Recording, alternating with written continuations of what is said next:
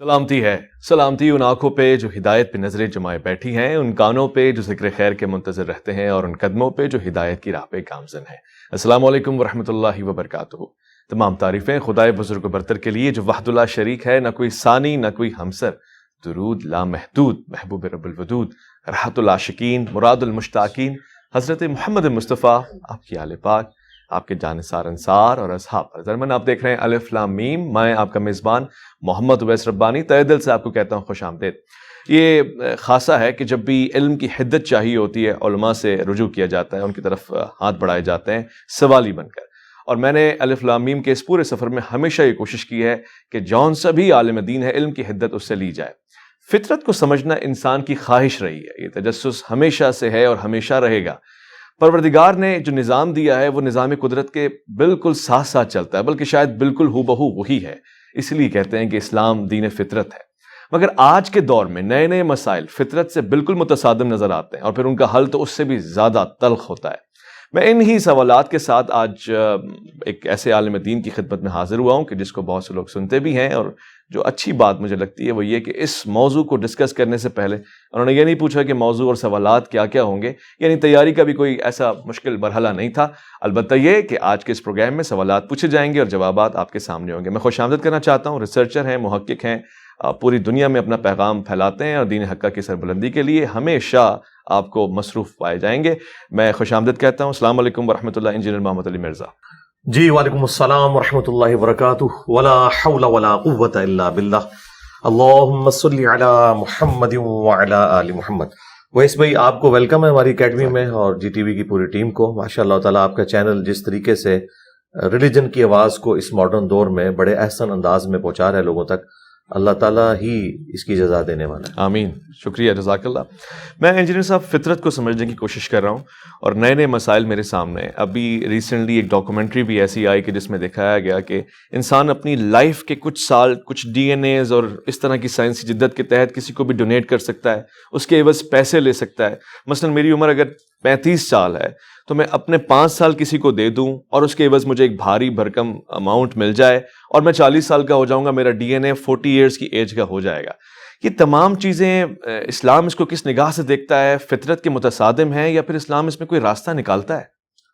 دیکھیں، جو جدید سائنٹیفک فیکٹس کے ذریعے جو چیزیں اسٹیبلش ہوتی ہیں، جب تک وہ پریکٹیکلی سامنے نہ آئے ان کے بارے میں رائے قائم کرنا خام خواہ ایک عقل کے گھوڑے جو دوڑانے کے مترادف ہے۔ جب کوئی چیز پریکٹیکلی سامنے آئے گی پھر ہم اس کے اوپر کوئی بات کریں گے۔ میں جنرل گفتگو کر دیتا ہوں۔ ریلیجن جن چیزوں کو ایڈریس کرتا ہے وہ انسان کی اخلاقیات ہیں، اور انسان نے مر کر جو اللہ کے حضور پیش ہونا ہے قیامت کے دن کی جو جواب دہی ہے، اس کے لیے ہم ایک ٹرم یوز کرتے ہیں ہدایت، جو اللہ تعالیٰ کی ریکوائرمنٹ ہے اپنے بندوں سے، اور اسی کے لیے اللہ تعالیٰ نے پیغمبروں کو مبعوث کیا، ان کے ساتھ کتابیں بھیجی۔ یہ ریلیجن کا ٹاپک ہے۔ باقی اس طرح کی چیزیں جو وقت کے ساتھ ایڈ ہوتی ہیں، تو جس دور میں یہ چیز سامنے آئے گی اس وقت جو قرآن و سنت کی گائیڈ لائنز موجود ہیں ان کو یوز کر کے آپ کوئی ایک آپٹیمل بات اس حوالے سے سامنے رکھ سکتے ہیں۔ جب تک ان تمام چیزوں کی تمام ڈائریکشنز کا نہ پتہ ہو، کوئی اس طریقے سے رائے آپ قائم کر نہیں سکتے۔ مثال کے طور پر آپ دیکھیں، صحیح مسلم کے اندر ایک حدیث موجود ہے کہ اللہ کے محبوب صلی اللہ علیہ وآلہ وسلم نے فرمایا کہ دجال جب دنیا میں آئے گا تو پہلا دن 1 سال کے برابر ہوگا، دوسرا دن 1 مہینے کے برابر، اور تیسرا دن 1 ہفتے کے برابر، اور اس کے بعد نارمل دن شروع ہو جائیں گے۔ تو صحابہ کرام نے پہلا سوال کیا، یا رسول اللہ ہماری نمازوں کا کیا بنے گا؟ جب ایک دن 1 سال کا ہے تو اب 1 سال کی نمازیں پڑھنی ہیں یا 5 نمازیں ایک دن میں پڑھنی ہیں؟ تو نبی علیہ السلام نے فرمایا کہ تم اندازہ مقرر کر لینا۔ اچھا، اندازہ مقرر کر لینا۔ اچھا، اس زمانے میں نہ صحابہ کرام کو اس بات کا پتا تھا کہ اندازہ مقرر کرنا کیا ہوگا، صحیح، اس لیے انہوں نے آگے اس کی گہرائی میں جانے کی کوشش نہیں کی، کیونکہ ان کی وہ ضرورت بھی نہیں تھی۔ آج نارتھ پول پہ، ساؤتھ پول پہ باقاعدہ کلاکس کا سلسلہ موجود ہے، 24 گھنٹے کا اندازہ مقرر کیا ہوا ہے۔ سورج نکلا ہوا ہوتا ہے، آپ عشاء کی نماز پڑھ رہے ہوتے ہیں، کیوں کہ 6 مہینے تک افق کے الانگ وہاں پہ سورج چلتا ہے، تو اس اعتبار سے انہوں نے ڈیوائیڈ کیا ہوتا ہے۔ تو وہاں 24 گھنٹے کے دن اور رات کو مینج کر کے باقاعدہ پورے ایک ٹائم ٹیبل ہے، دنیا آباد ہے، اور اس طریقے سے یہ معاملات لے کے چل رہے ہیں۔ اس کے علاوہ بھی کئی ایک ملک ہیں جہاں پہ کافی زیادہ لمبی لینتھ ہو جاتی ہے، تو وہاں پہ اندازہ مقرر کیا ہوا ہے، اسی اندازے کے مطابق ان معاملات کو لے کے چلا جاتا ہے.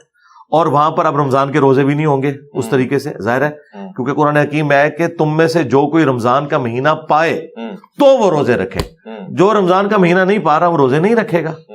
تو یہ چیز وقتی طور پہ تو ان سے اٹھ جائے گی. تو یہ حالات و واقعات بتائیں گے. اب نبی علیہ السلام کے مبارک زمانے میں تو کسی نے نہیں پوچھا کہ جب ہم چاند پہ جائیں گے تو قبلہ رخ کا اہتمام کیسے کریں گے. قرآن حکیم میں کم از کم 2 رکوع اس کے اوپر ہے کہ آپ نے نماز کے لیے بیت الحرام کی طرف رخ کرنا ہے. اب ایک بندہ چاند پہ چلا گیا، نماز تو اس نے وہاں بھی پڑھنی ہے، تو وہ کس طرف رخ کرے گا؟ تو میں نے اس کا سولوشن دیا ہے کہ وہ زمین کی طرف رخ کرے، کیونکہ اتنے دور کے فاصلے پہ جب زمین آپ کو اتنی سی نظر آ رہی ہے تو اس اتنی سی زمین کے اوپر کعبہ اس طرف لائی کر رہا ہے، اس طرف لائی کر رہا ہے، اس سے کوئی فرق نہیں پڑتا، کیونکہ اتنے لمبے سپین کے اندر جب آپ اس طرف رخ کرتے ہیں تو خود بخود آپ کا کعبے کی طرف رخ ہو جائے گا. بالکل ٹھیک ہے. تو اس طرح جو مسائل آئیں گے تو اس کے بعد کوئی ڈسیزن کیا جائے گا. یہ آپ نے اسپیسیفکلی جو بات کی ہے، ابھی تک یہ معاملہ ایوالو ہوا ہے یا نہیں ہوا، جس نے کلوننگ کے اوپر کتنے تجربات ہوئے اور اس کے اوپر لوگوں نے بڑی تباہ آزمائی کرنی شروع کی، الٹیمیٹلی ڈس آرڈر ہی اس سے نکلا ہے، آرڈر کوئی پروڈیوس نہیں ہوا. اس میں بھی اگر کوئی ایسے معاملات ہو جاتے ہیں تو ہم اس کو آج کل جو اس کے قریب ترین کوئی بات ہے تو وہ آرگن ڈونیشن والا معاملہ ہے. اس کے بارے میں علماء کی رائے آ چکی ہے، اور میں سمجھتا ہوں کہ قرآن و سنت کے دلائل کی روشنی میں وہ رائے سب سے بہترین ہے کہ آرگن ڈونیشن اگر کوئی شخص کسی کو کرتا ہے تو وہ اس کو بیچے گا نہیں، بلکہ یہ فی سبیل اللہ کرے گا، اور ایک ایسا معاملہ کرے کہ جس سے اس کی اپنی لائف ہرٹ نہ ہو. مثلا لیور ٹرانسپلانٹ جب آپ کرتے ہیں تو لیور کے اندر اللہ تعالیٰ نے خوبی رکھی ہے کہ جب آپ کاٹ کے کسی کو ڈونیٹ کرتے ہیں کچھ عرصے بعد آپ کا لیور بھی مکمل ہو جاتا ہے اور اس کا بھی مکمل ہو کے اتنا ہی بن جاتا ہے. اس کے اندر یہ یعنی کیپیبلٹی موجود ہے. اسی طریقے سے گردے ہیں، ایک گردے کے ساتھ بھی آپ اپنی زندگی گزار سکتے ہیں. لیکن اگر کوئی شخص یہ کہتا ہے میں اپنا دل ڈونیٹ کر دیتا ہوں یا دماغ ڈونیٹ کر دیتا ہوں، تو وہ تو خود جو صحت مند آدمی تھا وہ تو اپنے آپ کو خراب کر بیٹھا. اس کی اسلام میں کوئی اجازت نہیں ہے، کیونکہ وہ تو بالکل ٹھیک ہے اپنی جگہ. دوسرے میں جب آپ یہ ساری چیزیں فٹ کریں گے تو اس کے بعد چانسز ہیں کہ وہ اس کے ساتھ کمپیٹیبل ہے کہ نہیں، کیونکہ باڈی تو ریئیکٹ کرتی ہے. تو آپ ایک جو بندہ صحیح سلامت موجود ہے اس کی لائف کو سٹیک میں نہیں لگائیں گے کسی دوسرے بیمار کو ٹھیک کرنے کے لیے. اور یہی ہم اصول اس کیس میں بھی اپلائی کرتے ہیں کہ اگر کسی عورت کی لائف کو تھریٹ ہے تو سب سے پہلے عورت کی جان بچائی جائے گی. جو اس سے پیدا ہونے والا بچہ ہے اس کو سیکنڈلی ہم دیکھیں گے، ابھی تو دنیا میں آیا ہی نہیں ہے نا، اور وہ انیشیل سٹیج کے اوپر ہے، اس کی لائف بچانا زیادہ ضروری ہے. تو اس طرح کی چیزیں دیکھی جائیں گی. تو اس میں بھی علماء نے یہی بات کی ہے، اور میں اس سے سیکنڈ کرتا ہوں کہ آرگن ڈونیشن فی سبیل اللہ ہونا چاہیے. خواہ وہ بلڈ کی فارم میں ہو یا آنکھیں کسی نے ڈونیٹ کرنی ہے یا کسی نے اپنا گردہ دینا ہے، اس کے پیسے نہ لیے جائیں بلکہ یہ فی سبیل اللہ ہو، اللہ تعالیٰ کی راہ میں. اور اس کی اصل وہ آیت ہے قرآن حکیم میں کہ تمہارے لیے 4 چیزیں حرام کر دی گئی ہیں.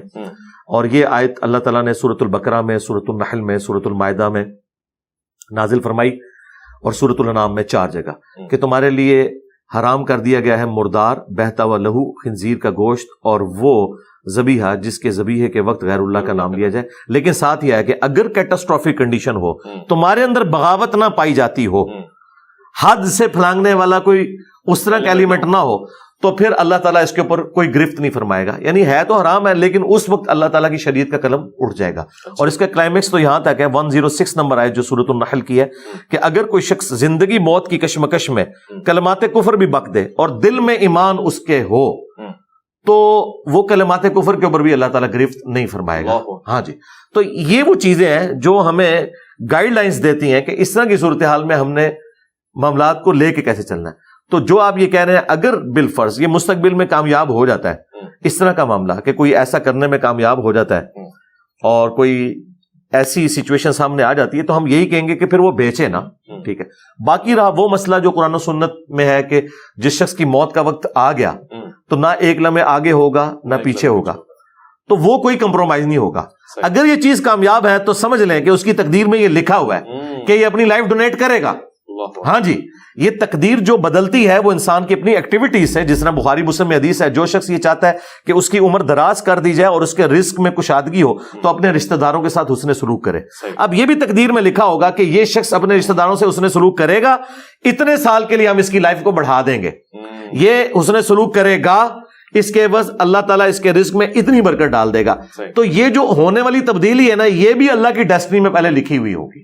اس سے اللہ تعالیٰ کا علم کہیں کمپرومائز نہیں ہوتا. ابھی کئی چیزیں ہیں جو آج کے دور میں ہمارے سامنے آئی ہیں جو پہلے تو لوگوں کو پتہ ہی نہیں تھی، لیکن اللہ تعالیٰ کی ڈیسٹنی میں موجود ہے، اور وہ اللہ کا علم اس کے ساتھ خاص ہے. ہمارا تو یہ جنرل عقیدہ ہے کہ جو چیز ہو چکی، جو چیز ہو رہی ہے اور جو ہونے والی ہے، سب کی سب اللہ تعالیٰ کے نہ صرف علم میں ہے بلکہ پہلے ہی اس نے لوح محفوظ میں لکھ لی ہے. اس کے اوپر سورۃ الانعام کی آیات وہ گواہ ہیں کہ اللہ تعالیٰ فرماتا ہے کہ اللہ تعالیٰ تمام غیبوں کا جاننے والا ہے جتنے زمین و آسمان کے اندر ہے، خواہ وہ خشکی پہ ہوں یا تری کے اندر ہوں. حتیٰ کہ زمین میں نہ خشکی پہ نہ سمندروں کے اندر کوئی پتا نہیں گرتا مگر اس کے حکم سے، اور زمین کی گہرائیوں میں کوئی دانہ نہیں پھوٹتا مگر یہ بھی اس کے علم میں ہے. اور یہ ساری چیزیں اللہ تعالیٰ نے پہلے اپنے لوح محفوظ میں لکھ لی ہیں. اور سورۃ الحدید میں ہے کہ نہ تمہاری جان میں اور نہ اس پلانٹ ارتھ پہ نہ اس دنیا کے اندر کوئی ایسی مصیبت نہیں کہ جو نازل ہو رہی ہے اور ہم نے پہلے ہی نہیں لکھ لی. اور پھر اللہ تعالیٰ میں یہ اللہ تعالیٰ کے لیے آسان ہے. اب اس کو ہم کوئی امیجن نہیں کر سکتے کیونکہ ہم کریشن ہے. کریشن اپنے کریٹر کے بارے میں زیادہ زیادہ کیا سوچ سکتی؟ مثلا یہ موبائل انسان نے بنایا، موبائل کس حد تک ایک انسان کے برین کو سمجھ سکتا ہے؟ ڈکٹیشن لینے کی بس اس حد تک جتنا ہم نے اس کو رکھا ہے. لیکن یہ ہمیں نہیں جج کر سکتا، ہم تو اسے جج کر سکتے ہیں. تو اب کریشن آف دا یونیورس جو ہے یہ اتنی بڑی ہے، تو جو کریٹر آف دا یونیورس ہے، سبحان اللہ. جو لوگ قاری قرآن ہیں، مطالعہ کرتے ہیں، قرأت کرتے ہیں، جب بھی آیت نظر سے گزرتی ہے، سماعتوں کو چھوتی ہے، میرے ذہن میں ہمیشہ سوال ہوتا ہے. آج میں پوچھنا چاہتا ہوں. سورہ رحمان میں واضح طور سے وہ کہتا ہے یا معشر الجن والانس ان استطعتم ان تنفذوا من اقطار السماوات والارض فانفذوا لا تنفذون الا بسلطان. یہ کس سرحد کی بات ہو رہی ہے؟ آسمان دنیا کی بات ہو رہی ہے، یا پھر یہ کسی کائنات کا کوئی اور دوسرا آسمان ہے؟ کیونکہ انسان تو چاند پہ بھی پہنچ گیا، اس سے بھی آگے جا رہا ہے، نئے ستارے ڈسکور ہو رہے ہیں. تو سلطان کیا ہے اور پھر یہ راستہ کون سا ہے؟ دیکھیں، دو طریقے سے اس کا ترجمہ کیا گیا. ایک یہ ہے کہ اگر تم میں استطاعت ہے تو ان کناروں سے باہر نکل جاؤ. تم نہیں نکلو گے مگر جہاں بھی پہنچو گے وہاں اسی کی بادشاہت ہوگی. یہ سلطان اللہ تعالیٰ کی طرف اس کی ضمیر دی ہے. دوسرا جو آج کل کے ماڈرن اسکالرز نے ترجمہ کیا، وہ سلطان کی ضمیر کو پاور کی طرف لے کے گئے کہ تم زمین و آسمان کے کناروں سے نہیں نکل سکتے مگر پاور کے ذریعے. جس طرح انجنز، راکٹ انجنز استعمال ہو رہے ہیں، خواہ وہ لیکوڈ پروپیلنٹ ہو یا سالڈ پروپیلنٹ ہو. تو یہ دونوں طریقے سے ترجمہ کیا گیا. ان آیات کا مقصد کوئی سائنٹیفک فیکٹ اس حوالے سے ہائی لائٹ کرنا نہیں ہے. اصل میں اللہ تعالیٰ نے اپنی قدرت کے بارے میں 31 ٹائمز اس سورت کے اندر فرمایا فَبِأَيِّ آلَاءِ رَبِّكُمَا تُكَذِّبَانِ. عموماً ہمارے علماء نے اس کا ترجمہ کیا ہے کہ تم اپنے رب کی کون کون سی نعمتوں کو جھٹلاؤ گے، لیکن یہ اپروپریٹ ترجمہ نہیں. اچھا، ہاں جی، کیونکہ آلہ کہتے ہیں نشانیوں، تو اس کا اپروپریٹ ترجمہ ہے کہ تم اپنے رب کی قدرت کی کون کون سی نشانیوں کو جھٹلاؤ. تم دونوں. ہاں جی، تم دونوں. اور یہ دونوں کے سیغے کے ساتھ ہے، یعنی جنوں اور انسانوں دونوں کو اللہ تعالیٰ نے مخاطب کیا. تو 31 دفعہ یہ آیت ریپیٹ ہوئی ہے. جہنم کی جب آیات آئی ہیں اس کے بعد بھی آیا ہے فَبِأَيِّ آلَاءِ رَبِّكُمَا تُكَذِّبَانِ. تو اب جہنم کوئی اللہ تعالیٰ کی نعمت تو نہیں ہے، قدرت کی نشانی. تو مولانا مودودی رحمہ اللہ نے اس کا اپروپریٹ ترجمہ کیا ہے. انہوں نے جہاں جہاں جس طریقے سے آیات آئی ہیں تو ہر دفعہ تھوڑا سا انہوں نے اس کے اعتبار سے مولڈ کر کے اسے فٹ اینڈ بٹایا، کیونکہ عربی ایک ورسٹائل زبان ہے. اس میں اب یہ آلہ جو ہے یہ کافی ساری چیزوں کو کور کرنے والی چیز ہے. تو یہاں پر بتانا مقصد یہ ہے کہ تم جہاں کہیں بھی چلے جاؤ، اللہ ہی کی سلطنت تم پاؤ گے، اسی کی حکومت ہوگی. تم زمین سے نکل جاؤ، تم چاند پہ پہنچ جاؤ، تم اپنی گلیکسی ملکی وے سے باہر نکل جاؤ، جہاں مرضی چلے جاؤ، جہاں پہ بھی جاؤ گے نا اللہ تعالیٰ کی قدرت سے باہر نہیں نکل سکتے، کیونکہ یہ ہم کریٹڈ ہے نا. تو کریٹڈ چیز جو ہے، کریشن جو ہے، وہ کریشن کے اندر ہی ٹریول کرے گی نا. خدا تعالیٰ کی کریشن سے کوئی باہر تو نہیں ہو سکتا. کیوں؟ اس نے ہماری لمیٹیشن رکھ دی ہوئی ہے، ہم زیادہ سے زیادہ کیا کر سکتے ہیں. پوٹینشلی اللہ تعالیٰ نے آدم علیہ السلام کو ہر چیز کے نام سکھا دیے تھے. جس طرح ایک آم کی گٹھلی جب آپ بوتے ہیں تو اسے ایک پھلدار درخت بننے میں 8 سال لگتے ہیں. صحیح. تو وہ اللہ تعالیٰ نے پوٹینشلی آدم علیہ السلام کے برین میں یہ کمپیٹنسی رکھ دی تھی کہ وقت کے ساتھ ساتھ یہ برین ایوالو ہو کے آج دیکھیں ہم نے بوئنگ 747 اور ایئر بس A380 بنا لی ہے، اور ہم پوری دنیا میں اڑتے پھر رہے ہیں اتنے 100 لوگوں کو لے کے. یہ دماغ وہی ہے لیکن وقت کے ساتھ ایوالو ہوا ہے. اچھا. دماغ ہم اس طرح کی ایولیوشن کو مانتے ہیں. دیکھیں ہمارے بزرگوں کو ان چیزوں کا خیال کیوں نہیں آیا جو آج آ رہا ہے کہ آپ سولر انرجی سے بجلی بنا سکتے ہیں. زمین کے نیچے جو تیل ہے وہ تو آلموسٹ 200 سال پہلے نکلا ہے. ورنہ آپ کے جو بزرگان دین جن کے پاس آپ بیٹھتے ہیں وہ تو کہتے ہیں جی نگاہ ماری تو ہم 7 زمینیں کراس کر گئے اور اوپر عرش تک پہنچ گئے, انہیں تو تیل نہیں نظر آیا, وہ تو حج عمرے کے لیے بھی جاتے تھے. وہ تو سر ایڈون نے پنسلوینیا میں پہلی دفعہ تیل کا کنواں دریافت کیا امریکن اسٹیٹ کے اندر 1853 کے اندر. ٹھیک ہے, اس سے پہلے تو لوگوں کو آئیڈیا نہیں تھا کہ زمین کے نیچے اتنا بڑا خزانہ موجود ہے. تو وقت کے ساتھ ساتھ انسان ایوالو کر رہا ہے. یعنی پہلے سے سیب جو ہے وہ نیچے گرتا تھا, تو نیوٹن کے دماغ میں اللہ تعالیٰ نے بات ڈالی ہے, کلک کیا اس نے سارے معاملات کو لے کے چلے. تو یہ وقت کے ساتھ ساتھ دماغ کی ایوولوشن جاری ہے کہ اللہ تعالیٰ نئی نئی چیزیں کل یوم ہوا فی شأن, اللہ تعالیٰ ہر روز ایک نئی شان کے ذریعے ابھر رہا ہے. ہر آنے والا دن اس کریشن کے ذریعے کریٹر کا تعارف کروا رہا ہے. سبحان اللہ سبحان اللہ. اچھا اب ظاہر ہم دیکھ رہے ہیں اور دبئی اور دیگر ممالک سے یہ خبر بھی آ چکی ہے, ایئر ٹیکسی بھی چلا کرے گی جی, آسمان پہ گاڑیاں چلا کریں گی.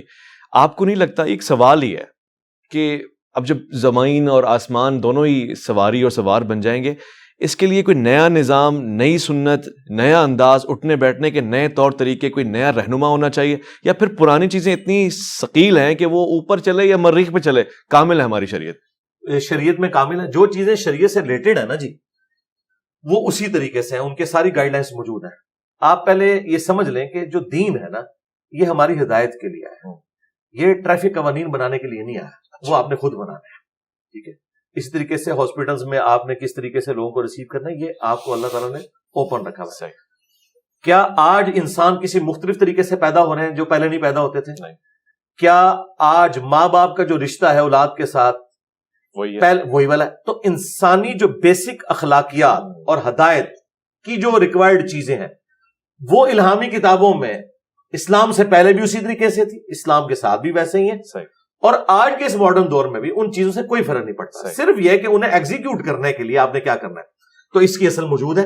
صحیح مسلم میں حدیث ہے, جس نے اسلام میں کوئی اچھا طریقہ نکالا اور جتنے لوگ اس طریقے پہ عمل کریں گے ان کا ثواب اس شخص کو بھی ملے گا اور ان کے اپنے ثواب میں بھی کمی نہیں ہوگی. اور جس نے اسلام میں برا طریقہ نکالا, یہ سنتن حسنتن اور سنتن سیئتن کے الفاظ ہیں, بری سنت اور اچھی سنت. اچھا یہ بری بدعت یا اچھی بدعت کی بات نہیں, طریقہ. جس طرح ہم نے یہ طریقہ اسلام کی خدمت کے لیے نکالا کہ ہم اپنی ویڈیوز کو ریکارڈ کرتے ہیں, یوٹیوب کے اوپر اپلوڈ کرتے ہیں. امام بخاری امام مسلم نے حدیث کی کتابیں لکھی, یہ خیال خلفائے راشدین کے پاس تو نہیں آیا, نہ ان کو ایسا موقع ملا. وہ خود سراپا سنت تھے, لوگ ڈائریکٹ ان سے سنت سیکھتے تھے. لیکن 200-250 سال بعد اس چیز کی ضرورت محسوس کی گئی کہ جو زمانہ دور ہوگا تو ہمیں کوئی ریٹن ریکارڈ بھی اس کا پیرلل میں رکھنا چاہیے, ورنہ تو آنے والے وقت میں ہر علاقے کی سنت ڈیفرنٹ ہو جائے گی. تو یہ جو چیزیں کلک کرتی ہیں نا, یہ اسلام میں اچھے طریقے ہیں. اس کے پہلے آپ جو ہے وہ دانوں والی تسبیح میں شمار کرتے تھے, اب الیکٹرانک کاؤنٹر آ گیا. نماز کے اعتبار سے پہلے ہم جن مسجدوں میں نماز پڑھتے تھے وہ سمپل لکڑی کی چھتیں ہوتی تھی, اب ایئر کنڈیشن بھی لگے ہوئے ہیں اور وہاں پہ قالین بھی. اور لوگ اکثر پوچھتے ہیں کہ یہ بدعت ہے. بھائی بدعت نہیں ہے. بدعت کی جو ڈیفینیشن ہے بخاری مسلم میں وہ یہ ہے, من احدث فی امرنا ھذا فہو رد, جس نے ہمارے سکھائے ہوئے دین میں کوئی چیز داخل کی. تو دین میں کوئی چیز یہ داخل نہیں ہوتی. اگر کوئی یہ نیت کرتا ہے کہ اوپر اس قالین کے سامنے اس اے سی شریف کے اور نیچے اس پنکھا شریف کے منہ طرف خانہ کعبہ شریف کے, یہ تو کوئی نہیں کہتا. تو نماز اپنی جگہ. اس طریقے سے حج کی جتنی ایکٹیویٹیز ہیں وہ اسی. تو پھر ہمارے مشائخ نے جب مائک اور ساؤنڈ اور اسپیکر کے آنے پہ اعتراض اس زمانے میں کیوں کیا؟ پیپر چھپنے پہ اعتراض. ان بیچاروں کا انٹلیکچوئل لیول بڑا تھوڑا تھا. پبلک کو پہلے بات سمجھ آتی ہے اور ہمارے علماء کو معذرت کے ساتھ بعد میں. آپ دیکھیں یہ جب کیمرہ آیا تھا حرام تھا, اور پھر آہستہ آہستہ یہ مباح ہوا, پھر مستحب ہو گیا, اب فرض ہو گیا. ٹھیک ہے. اچھا لیکن اس وقت بھی جو پڑھے لکھے علماء تھے, مولانا مودودی, ڈاکٹر اسرار, ڈاکٹر طاہر القادری, علماء عرب, انہوں نے کبھی ان پہ کوئی ایسا وقت نہیں گزرا کہ انہوں نے کیمرے کے اوپر کبھی کوئی ورڈکٹ دی ہو کہ یہ حرام ہے. اچھا ٹھیک ہے. انہیں اس زمانے میں بھی پتا تھا کہ یہ جن تصاویر کے اوپر حرمت والا معاملہ ہے وہ ہیں جو عبادت کی غرض سے ہوتی ہیں. ورنہ کیا نبی اسلام آئینہ نہیں دیکھتے تھے؟ آئینے میں شکل نہیں نظر آتی ہے. تو وہ آئینہ اگر اسلام کو تصویر سے اتنی چڑ ہوتی تو نبی اسلام آئینہ تو نہ دیکھتے. ٹھیک ہے، یہ اصل ہے اس چیز. صحیح. آپ گفتگو فرما رہے تھے سائنس اور جدت کے حوالے سے، پھر آپ نے بتایا کہ مشائخ نے، لیکن جو پڑھے لکھے لوگ تھے وہ سمجھ گئے، وہ بھاگ گئے، وہ نفس شناس لوگ تھے اور انہوں نے پتہ لگا لیا کہ اب ہمیں اسی کے ذریعے آگے بڑھنا ہے. یہ تو ایک سلسلہ ہے. ساتھ میں یہ بھی بتائیے گا مجھے، اور یہ میں پوچھنا چاہتا ہوں، اب کچھ چیزیں فطرت کے بالکل متصادم کھڑی ہوئی ہیں. مثلا LGBT کے حوالے سے بڑی گفتگو ہو رہی ہے. خود پاکستان میں بھی یہ بلا اب آ گئی ہے. بڑے بڑے لوگ، بڑی بڑی شخصیات. یہ سمجھ میں آ رہا ہے آپ کو اس کے حوالے سے کوئی نئے قوانین آئیں گے یا ان قوانین پہ غور کرنے کی ضرورت ہے؟ کچھ بدلاؤ آئے گا؟ یہ چیزیں بنیادی طور سے وہی ہیں. دیکھیں یہ کوئی نیا مسئلہ نہیں ہے، پہلے بھی ہے. قرآن حکیم میں زنا کی مذمت اتنی دفعہ نہیں آئی ہے جتنی یہ ہومو سیکچوالٹی والے ایشو کے اوپر آئی. اچھا. ہاں آپ دیکھیں 7-8 جگہوں پر تو ڈیٹیل کے ساتھ قوم لوط کا واقعہ بیان ہوا ہے، اور وہ پوری تفصیلات کے ساتھ بیان ہوا ہے. تو اس کے بارے میں اسلام کے کسی مکتب فکر میں کوئی دوسری رائے نہیں تھی. باقی یہ جو چند ایک لوگ آپ کے سامنے آتے ہیں اس طریقے سے، بعض چینلز ہیں جی میں پہلے مسلمان تھا، میں ایکس مسلم ہوں. یہ میرے بھائی نہ وہ پہلے مسلمان تھے نہ ان کے باوجود مسلمان تھے، وہ نسلاً مسلمان تھے. جس طرح ہم نسلاً ہندوؤں کی اولاد ہے، اس کے بعد ہم جو بھی ریلیجن اڈاپٹ کرنے ہیں، سب کانٹیننٹ کے لوگ، پہلے تو یہ تھا نا، بعد میں لوگوں نے اپنا ریلیجن کو اس طریقے سے چینج کیا. تو یہ لوگ کبھی مسلمان تھے ہی نہیں، صرف نام کے مسلمان تھے. اس کا ثبوت یہ ہے کہ انہوں نے کبھی نماز نہیں پڑھی. آپ ان میں سے کسی کو نماز سنیں، نماز نہیں آتی. اچھا. سورۃ الفاتحہ سنیں، بالکل نہیں آتی. ان کا ریلیجن سے کوئی لینا دینا نہیں، نام کے مسلمان. یہ صرف مسلمانوں کے گھر پیدا ہوئے تھے. ہمیں خواب پتہ نہیں کیوں ٹینشن پڑ جاتی ہے کہ جو لوگ نہ نماز پڑھتے نہ ان کا کوئی دین سے تعلق، وہ بائی چانس مسلمانوں کے گھر پیدا ہوئے اور انہوں نے اسلام کو کنوکشن کے ساتھ نہ ایکسیپٹ کیا کبھی، اب وہ اس قسم کی ایکٹیویٹی کرتے ہیں. تو ہمارے بھی بعض سپیکرز، مجھے ان پہ ترس آتا ہے، وہ خام خواہ ایک مسئلہ ہوتا نہیں اسے اتنا بگاڑ کے پیش کرتے ہیں کہ پتہ نہیں ملک کے اندر کیا ہو گیا. اس طرح کچھ بھی نہیں ہونا میرے بھائی. ان لوگوں سے یہ چھپ چھپا کے بھی کرتے تھے، اب تھوڑا سامنے آ گیا تو دین واٹ. اچھا. تو اب کرنے کی ضرورت جو ہے وہ یہ ہے کہ آپ نے علمی طریقے سے لوگوں کی غلطیاں ان کے اوپر ہائی لائٹ کرنی ہے. ٹھیک ہے. عوام الناس کا یہ کام ہے. رہ گئے جو ایوانوں میں بیٹھے ہوئے لوگ ہیں، انہوں نے اس قانون اور آئین کی پاسداری کرنی ہے جو قرارداد مقاصد کے تحت پاکستان کے آئین میں یہ چیز تھی کہ کوئی بھی قانون قرآن و سنت کے منافی نہیں بنے گا. یہ کام ان کے کرنے کا، وہ دیکھیں. لیکن اس کا یہ رونا ہر دفعہ اس کو بار بار ڈسکس کرنا. کئی جھوٹے پیغمبر ان 10-12 سالوں میں آئے، مجھ سے انہوں نے رابطے کیے جی آپ ہمیں ڈسکس کریں. میں نے کہا میرے بھائی میری آڈینس جو ہے وہ ملینز میں ہے، تمہاری ویڈیو چند لوگوں نے دیکھی ہوئی ہیں، میں تمہیں ڈسکس کر کے فیم دوں. لہٰذا یہ جو اس قسم کے علماء یا وائزین ہیں نا، یہ دین کے اوپر ظلم ڈھا رہے ہیں کہ ایک کونے خدرے میں ایک واقعہ ہوتا ہے، اسے ڈسکس کرتے ہیں اور اتنی ہائپ کریٹ کرتے ہیں کہ جنہیں نہیں پتا ان کے دماغ میں پہلے وہ گندگی ڈالی جاتی ہے. یہ دین کی کوئی خدمت نہیں ہے. میں بھی یہ کر سکتا تھا. میں صرف ان ایشوز کے اوپر بات کرتا ہوں جو آلریڈی ملینز آف پیپل میں چل رہے ہوتے ہیں، میں انہیں ڈسکس کرتا ہوں، خواہ وہ کتنے مشکل ٹاپک ہوں، سنی شیعہ کنفلکٹ سے متعلق ہوں، ود ان اہل سنت ہوں، میں اس کو ڈسکس کر لیتا ہوں. لیکن جو چیزیں اس طرح لوکلائز کسی ایک جگہ پہ کوئی ایکٹیویٹی پرفارم ہوئی ہے، لا کے میں اسے فیم دے دوں، ڈسکس کرنا شروع کر دوں، یہ دین کی کوئی خدمت نہیں ہے. یہ معذرت کے ساتھ بھول پن میں آپ دین کا اور پاکستان کا نقصان کرتے ہیں جب اس طرح کی چیزوں کو بار بار اس کے اوپر لکیر بیٹھتے ہیں. آپ نے بہت ہی تحمل کے ساتھ سارے سوالات کا جواب دیا. میں اسی سے جڑا ہوا ایک سوال جو موضوع سے ہٹے گا مگر چونکہ آپ کی شخصیت سے جڑا ہوا ہے، عدم برداشت کا ایلیمنٹ اتنا کیوں بڑھتا جا رہا ہے؟ مثلا ابھی آپ پہ چوتھا قاتلانہ حملہ ہوا یا اس کی کوشش کی گئی، اور پورے پاکستان میں ایسے واقعات روز بروز سننے میں آ رہے ہیں. وجہ کیا ہے؟ وجہ جو ہے وہ ہمارے علماء کی غلط تربیت ہے اپنی عوام الناس کو. وہ جذباتی رویے انہیں سکھاتے ہیں، اور چونکہ سوشل میڈیا اب عام ہوا ہے اور ایک مکتب فکر کی آواز دوسرے مکتب فکر کے تعلق رکھنے والے لوگوں تک پہنچ گئی ہے، اب علماء کو سمجھ نہیں آ رہی کہ وہ اب اس گمبھیر صورتحال سے کیسے نکلے. پہلے یہ ہوتا تھا، مثلا ہم سنیوں کے گھر پیدا ہوئے، ہمیں کوئی اجازت نہیں تھی کہ ہم نے کسی اہل حدیث یا ہم نے کسی شیعہ کی امام بارگاہ یا مسجد میں جانا ہے یا ان کی کوئی بات سننی ہے، نہ وہ اس طرف آتے تھے. لیکن آج کے اس دور کے اندر چونکہ سوشل میڈیا کی برکت سے یوٹیوب، فیس بک، واٹس ایپ کے ذریعے اگر ایک کالج کے اندر 10 اسٹوڈنٹس ہیں، اس میں سے 5 بریلوی ہیں، 3 دیوبندی ہیں، ایک اہل حدیث ہے، ایک شیعہ ہے، وہ آپس میں ایک دوسرے کو شیئر کرواتے ہیں، یعنی نالج شیئر ہو رہا ہے. اس کی وجہ سے پھر جب وہ لوگ دیکھتے ہیں کہ ہمارے مکتب فکر میں تو یہ چیز ہے، تو مخالف تو یہ بات کر رہے ہیں، وہ اپنے علماء کے پاس جاتے ہیں. علماء کے سامنے اب وہ پرابلم آ گئی جو پہلے کبھی انہوں نے فیس ہی نہیں کی تھی. یہ اپنی اپنی امپائرز کے اندر بیٹھے ہوئے تھے بادشاہ بن کے, اور دوسرے کی امپائر میں یہ نہ گھستے تھے نہ انہیں گھسنے دیتے تھے, تو اپنی یہ چودراہٹ انجوائے کر رہے تھے. لیکن اب دوسرے تو آپ کی امپائرز میں گھس گئے ہیں موبائل کے ذریعے, سوشل میڈیا کے ذریعے. اب انہیں سمجھ نہیں آ رہی کہ ہم اس پوری صورتحال کو کیسے آگے لے کے چلیں. تو اس کے لیے پھر جب یہ غصے میں آتے ہیں تو پھر جمعے کی تقریروں کے اندر ابھارتے ہیں کہ فلاں تو گستاخ رسول ہے, فلاں مشرک ہے.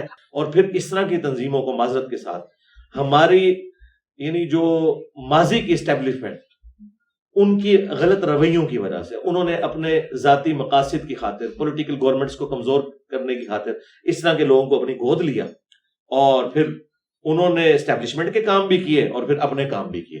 اب یہ فرید اس طرح باہر آ چکا ہے, خصوصاً ضیاء الحق کے دور سے لے کے ابھی تک, کہ اب اسے دوبارہ سمیٹنے کے لیے دہائیاں چاہیے. تو اس کی طرف سفر کا آغاز تو ہوا ہے جی, اور یہ بھی میں کریڈٹ کسی پاکستان کے ادارے کو نہیں دوں گا, یہ میں FATF حافظہ اللہ تعالیٰ کو دوں گا. اگر FATF حافظہ اللہ تعالیٰ نہ ہوتا تو یہ ہم نے ابھی بھی نہیں تھا سدھرنا. اچھا, میں صرف مذہبی عدم برداشت کی بات نہیں کر رہا, معاشرتی رویہ بھی ہمارا عدم برداشت کا شکار ہے, چاہے وہ شادیاں ہوں, ازدواجی تعلقات ہوں, طلاقیں ہو رہی ہیں. اس کے پیچھے کوئی غذا ہے, کوئی اور چیز ہے جو ہمیں پورا آپے کا آپا ہی بگڑا جا رہا ہے. پوری نیشن ہی جذبات کے اوپر چل رہی ہے. اس نیشن کی بنیاد تو ریلیجن ہے نا. یہ سارے کے سارے جو جذباتی رویے ہیں آپ ریلیجن کے ذریعے تو آپ کو سکھائے جاتے ہیں. پھر آپ جس جگہ بھی چلے جائیں, آپ کا چونکہ مینٹل ماڈل بن چکا ہے وہ والا, تو آپ اسی طریقے سے ریئیکٹ کرتے ہیں. ٹھیک ہے. اور یہی وجہ ہے کہ ایک پڑھا لکھا مذہبی آدمی بھی اسی طریقے سے ریئیکٹ کر رہا ہے, اور ایک ان پڑھ جاہل مذہبی آدمی بھی اسی طریقے سے ریئیکٹ کر رہا ہے, کیونکہ اس نے سیکھا ہی ہے.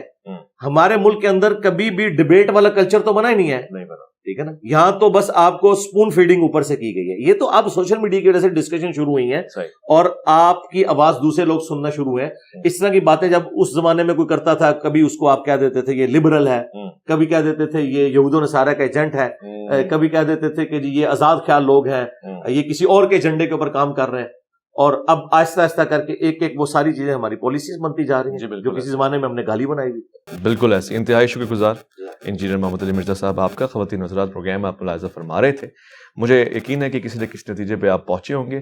ابھی بھی اگر تشنگی باقی ہو, یہ پروگرام جمعہ ہفتہ اتوار الف لام میم کے عنوان سے آپ کے سامنے نشر ہوتا رہے گا. آپ کی توجہات درکار ہے. اپنا خیال رکھیں گے, آپ اپنے سے بڑھ کے خیال رکھیں گے اللہ تعالیٰ کے احکامات کا, پاکستان کا. ویس ربانی کو دیجیے گا اجازت.